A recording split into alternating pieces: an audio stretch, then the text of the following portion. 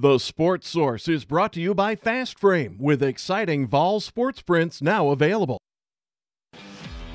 This is The Sports Source, presented by Bill Hotz and Associates, and by Renewal by Andersen, with your host, John Pennington. Good Sunday morning and welcome into The Sports Source. Tennessee has a new football coach. How about that? Finally, after all this, they do have a coach, and we're going to break it down over the next hour like nobody else. It's just going to be rapid fire, in-depth discussion, a mix of both. It's all going to be Jeremy Pruitt today. But before we get going into this, I do want to point out we've been talking basketball the last few weeks. Just going to keep it to Pruitt today. They hire a new football coach, 20 times over the last 120 years? So it's a rare deal. We're talking football. However, next Sunday, Tennessee, North Carolina basketball, maybe the biggest game in Thompson-Boling Arena in years. We will have Isaiah Victor here, Mark Pankratz here. He's going to talk a lot of basketball next week.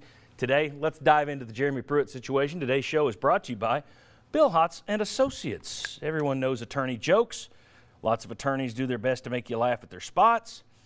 But if you've been injured in an accident by a careless driver, the laughing stops. The situation becomes very serious. So go with the serious attorneys at Bill Hotz and Associates. You see their website right there. Remember that name. If you're ever in an accident, injured in an accident, Bill Hotz and Associates. We appreciate them for bringing you today's show. And I want to welcome in our wave of first panelists here. We have three VFLs waiting in the wings. Bob Hodge, a former walk-on VFL, and then a walk-off VFL. Like I like to say, Vol for a week. Vol for a week. We got Jimmy Himes right there. We got Ryan Callahan, and we got Mike Strange. All right, we've got a lot to cover. As you know, the Vols have a new head football coach, and if we can go over to the Wipey board, 3 weeks ago we showed you 70. Mike, let me get you to lean back there. There we go. We showed you 70 names of potential candidates. A lot of these guys we could wipe out. We whittled it down to 10 guys that were the top 10. I think they talked to all 10, maybe not the last guy. They talked to a bunch of those guys, but the only assistant to make our cut, Jeremy Pruitt. So in other words, they did a good job. This feels like a Tennessee hire to me. There have been some hires in the past. I thought Lane Kiffin, it just didn't feel like a fit. Not because it didn't work, it just didn't feel like a fit. He didn't feel like a Tennessee guy. Saying you could make that case on Butch Jones. I think if you'd gone out and hired Mike Leach, it would be kind of a gimmicky hire. Fans would have liked it, but wouldn't feel like Tennessee. I thought this fits to me. You guys agree, disagree with that? How do you think the fit of Jeremy Pruitt at Tennessee? John, I think it fits, and I think one big reason it fits is he's coached a lot of years in the SEC. He spent about 7 or 8 years at Alabama under some capacity. He also was a defensive coordinator at Georgia. His roots are in the SEC. He is hiring a staff with a lot of SEC people. I think it's a good fit. Jimmy kind of stole my thunder because that's exactly what I was going to say. You're getting a Southern guy. People like a Tennessee guy. Okay, he couldn't get that, but you got a guy who's been in the Southeastern Conference his entire life almost, and when he wasn't, he was still in the Southeast. Right. So I think that's what made it feel like a fit as well. I just think the fact that you've got a guy who has his roots in Southern football, I think it makes a bit of a difference. He knows Tennessee as well. I mean, he's faced them and game planned against them each of the last 4 years, 2 with Georgia, 2 with Alabama. Ryan, your thoughts on fit? Do you like this? Do you not like that? Where are you on the situation with Jeremy Pruitt? You have to say it fits because he said "I" during the press conference, right? I mean, that's a several big deal. times. Yeah, so that's a big deal for fans now. But I think the fact that he's again been in the SEC, has that kind of experience, coached at Alabama high schools, grew up less than 3 hours from Knoxville when you look at it, just understands the culture, seems like a fit for the culture, understands recruiting, more importantly, just everything about it. And it's kind of the fit, the type of hire Tennessee has made when it's made its best hires, promoting an assistant in Philip Fulmer more than 20 years ago, obviously. So it's a good fit for what Tennessee needs right now, and it's a good fit for kind of where they are in the program, I think. Yeah, I agree for all the obvious reasons. He's like say a Dan Mullen would have been. This is a guy that understands Tennessee, understands what it takes in the SEC. Ultimately, his record will determine a good fit. As we all thought, I think Derek Dooley at his press conference sounded like a good Southern fit too. Britches. Yeah. He said britches. It was well liked, and he brought out the orange pants. People like that initially. You're right. In the end, it's all going to come down to wins and losses. The reaction has been even better than I expected. It's been like a 9, I would think, on a scale of 1 to 10. Been about a 9. If you had made this hire a couple of weeks ago, and it had been John Curry making this hire, I think it might have gotten a 5 or a 6. I don't think it gets a 9. In fact, let me put up, we were talking about fit, but let me also show you that a couple of weeks ago it looked like it was going to be Mike Leach. Fans were excited. There he is eating a banana. Then you have Les Miles eating some grass there. And when he got called by Philip Fulmer, everyone was like, oh, wow, we can get the hat. I think if you'd asked people at those points, they would have said, oh, give me Leach over this assistant. Oh, give me Les Miles over this assistant.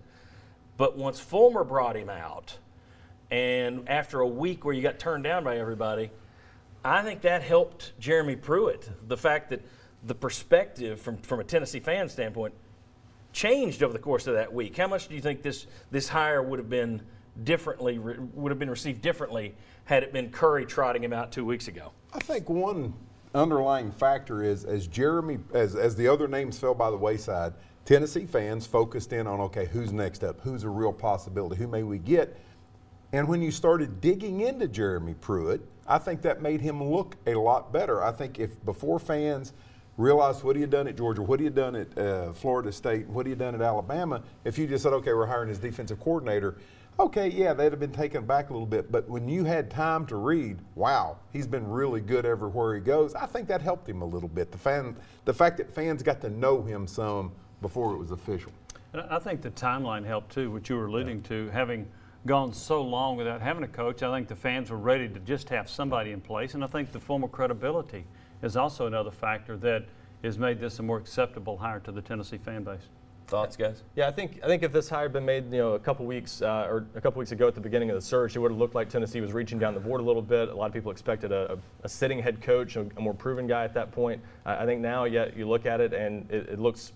I think once you got to Dave Doran, the NC State coach, I think from that point on, fans looked at Jeremy Pruitt and said, hey, that's probably the best guy we can get because of what he's done at Alabama. There was also a comparison to Kevin Steele, and which shows how much that Vol for Life thing matters, because nobody wanted Kevin Steele. The reaction was no. I had someone ask me, do you think they just put his name out there to make people say, oh, not him, and go to Pruitt? I said, I don't think they're that calculating.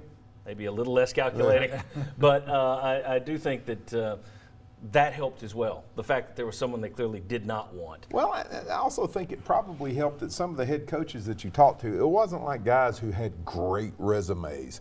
I mean, Dan Mullen, I think, would have been a good fit, and he had a nice resume. But look at Jeff Braun. I mean, his resume is not deep. You mentioned Doran. I just never would have even considered that. But even Chad Morris out at SMU, you're talking about head coaches who really don't have that much more experience over what Pruitt has. What, Morris, 4 years, 3 years?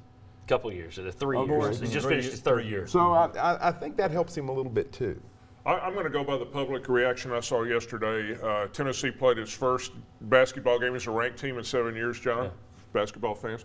They introduced Philip Fulmer and Jeremy Pruitt, and the reception that Philip Fulmer got in that arena yesterday, there's no way John Curry would have gotten that reception like Philip Fulmer did yesterday when he came out and then he introduced Jeremy Pruitt. Very good, guys. And who would have ever thought, it's been said a lot, but Philip Fulmer hires an Alabama guy. We know how he feels about Alabama. There was once in SEC Media Days where he had to do it via speakerphone like Charlie's Angels because he was afraid of getting a subpoena and a lawsuit that was going on at the time, and to think that he would wind up hiring an Alabama guy. Although you can look at it this way, you're not only helping yourself, you're hurting your enemy. Yeah. So maybe that's the way he's going at it. We've got tons more to come. 3 VFLs join us next, give us their thoughts on Tennessee hiring an Alabama guy. Come on back on the Sports Source.